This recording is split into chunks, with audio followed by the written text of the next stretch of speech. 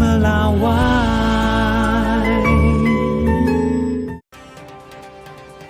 Terima kasih Anda masih menyaksikan Kompas Petang. Saudara, libur panjang Paskah, arus lalu lintas di kawasan Puncak Bogor macet.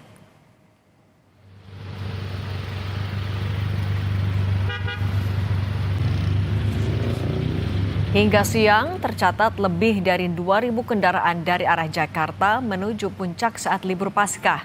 Kemacetan terjadi dari Simpang Ciawi hingga pintu keluar tol.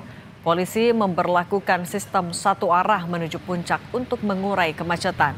Sementara sistem satu arah dari arah Puncak ke Jakarta akan diberlakukan situasional.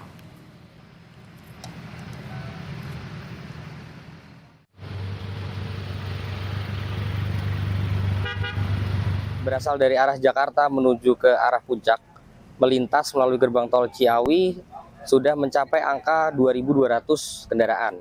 Untuk itu sejak pukul 7 tadi kami sudah melaksanakan one way ke arah atas untuk mengakomodir masyarakat yang akan melaksanakan wisata di jalur Puncak.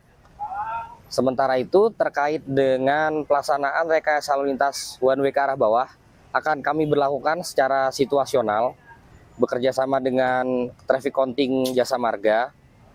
Rencananya akan diberlakukan sekitar pukul 12 atau 13.00